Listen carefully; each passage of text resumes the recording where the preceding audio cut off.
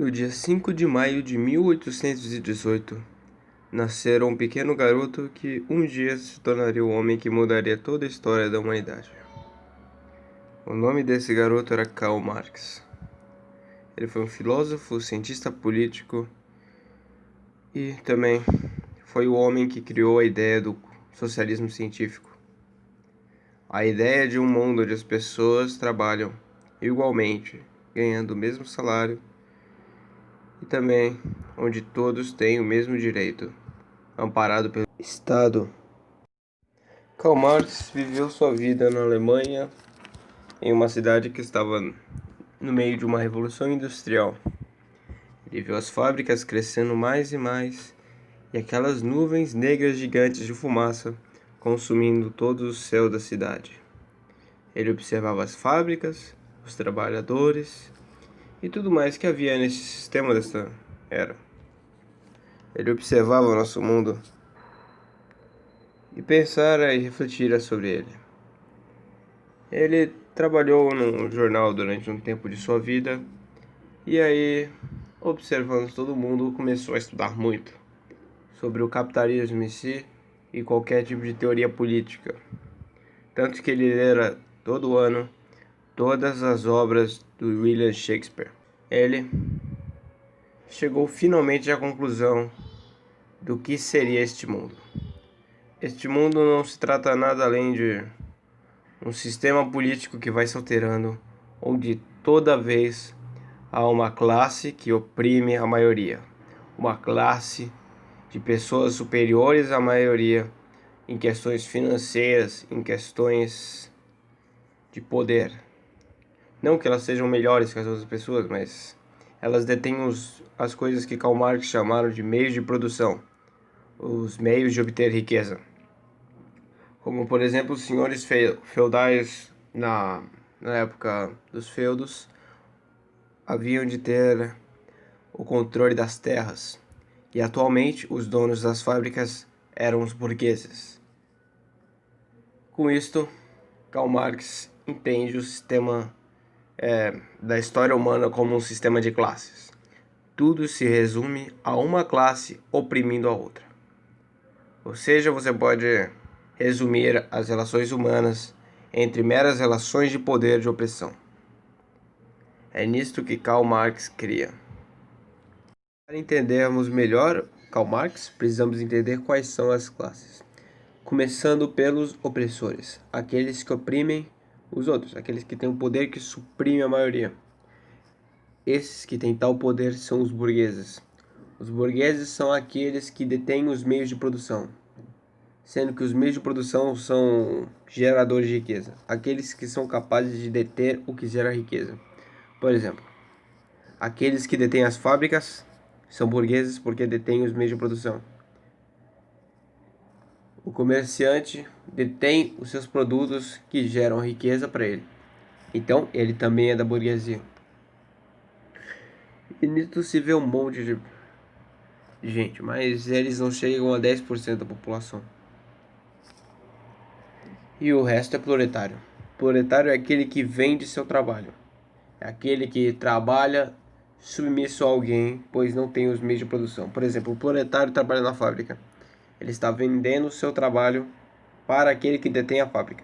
Aquele que detém a fábrica é o burguês. Devo explicar agora um pouquinho sobre essa relação de opressão. Você deve se perguntar, mas como é oprimido a pessoa que trabalha e recebe dinheiro? Muito bem. Aquele que está recebendo dinheiro pelo seu trabalho, na verdade produz muito mais do que recebe. Tem o conceito da mais-valia. A mais-valia é basicamente o que o proletário produziu, mas que não foi para a mão dele. Foi para a mão, na verdade, do burguês. É um lucro exorbitante do burguês. O burguês ele explora o proletário porque o proletário ele não ganha nem 10% do que ele produz. O burguês ele ganha tudo que o proletário produz. Quase tudo que ele ganha. Ele dá merréis para o proletário enquanto ele está milionário. Por isso que se vê tal desigualdade social gigante. É por isso que esse é o sistema capitalista para Karl Marx. Agora, tendo em vista o capitalismo para Karl Marx, vamos falar sobre o comunismo em si. O comunismo é uma teoria de novo plano político que seria a evolução do capitalismo, como o capitalismo foi uma evolução do feudalismo. O comunismo seria alcançado quando os proletários, observando que são explorados pelos burgueses e percebendo que são a maioria, se revoltariam contra a burguesia. Os proletários eles lutariam contra a burguesia por si próprios, eles não teriam que ser impulsionados por nada. E quando isso acontecesse, os proletários iam instaurar um governo que seria a ditadura do proletariado, e este governo seria uma transição para um governo socialista comunista. O governo comunista ele seria um governo onde todos trabalham igualmente, como eu disse anteriormente. Todos precisam trabalhar e todos vão ganhar o mesmo salário. Seria basicamente isso. Não haveria propriedade privada também. Toda a propriedade seria pública. Qualquer tipo de propriedade privada que fosse como meio de produção seria pública. As pessoas teriam acesso, por exemplo, às fábricas. As pessoas poderiam livremente passar por elas porque elas não seriam propriedades privadas. As coisas tudo seria do coletivo. Você pode resumir o pensamento comunista a o governo do coletivo, o governo do proletariado coletivo. E, finalmente, nesta fase não haveriam mais classes sociais, visto que todos teriam que trabalhar da mesma forma e todos seriam detentores de uma forma do meio de produção, já que não existiam mais propriedades privadas, então eles não seriam restritos às pessoas. Eles seriam meios públicos, por assim dizer. O fato é, esta ideia um dia vai tentar se tornar da verdade. Isso vai acontecer pela primeira vez na Rússia. Bom, vamos falar um pouquinho sobre a Rússia. A Rússia estava em uma crise econômica muito grande depois da Primeira Guerra Mundial. Ela estava uma desgraça. O Tsar, que é praticamente o imperador, não se importava com o povo. E mais do que nunca, os proletários estavam sendo explorados. Eles não estavam sendo explorados somente nas fábricas, mas também nas guerras. Os caras tinham que ir pra guerra, morrer, sofrer muito e não eram recompensados de jeito por isso.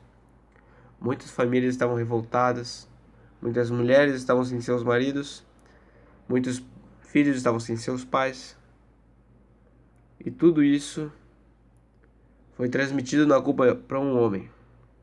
Este homem era o Tsar. O Tsar era o culpado por toda essa crise, segundo a imagem do povo. O povo estava revoltado. Tal imagem de raiva para o Tsar passou para ser uma imagem para toda a burguesia. E isso aconteceu quando começou a surgir um partido.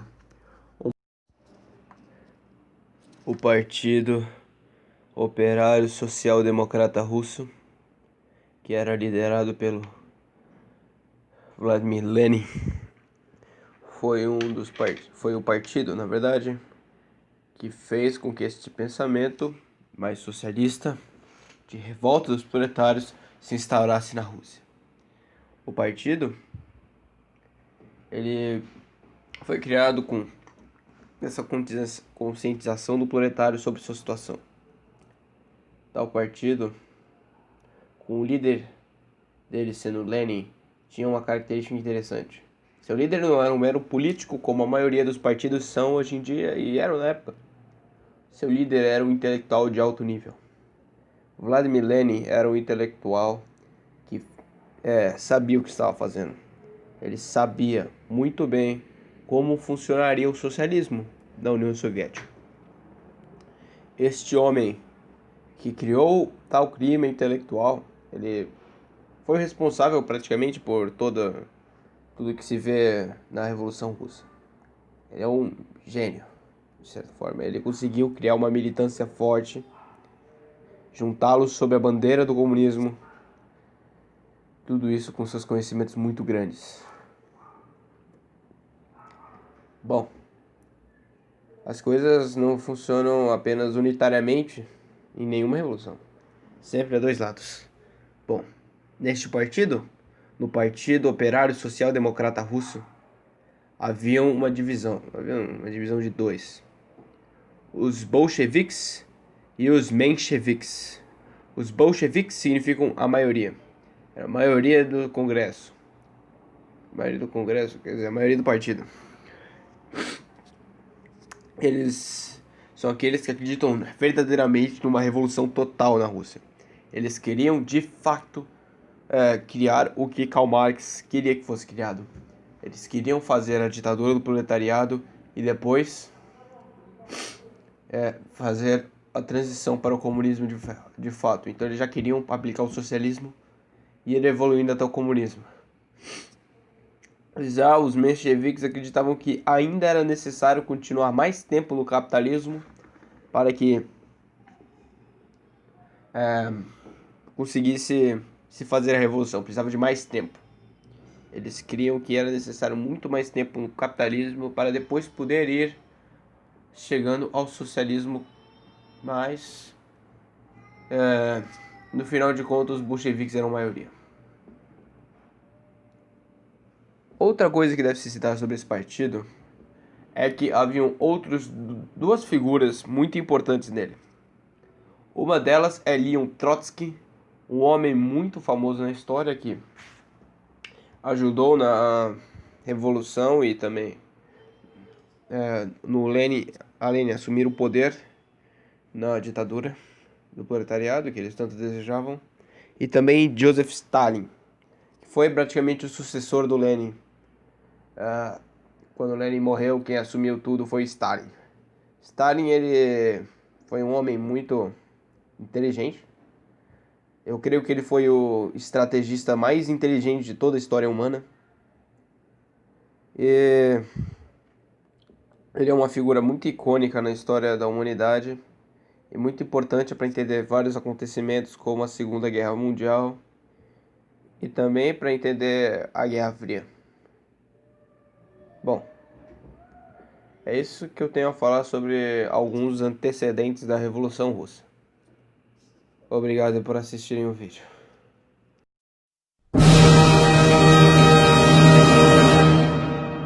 União poderosa das livres repúblicas, a Rússia se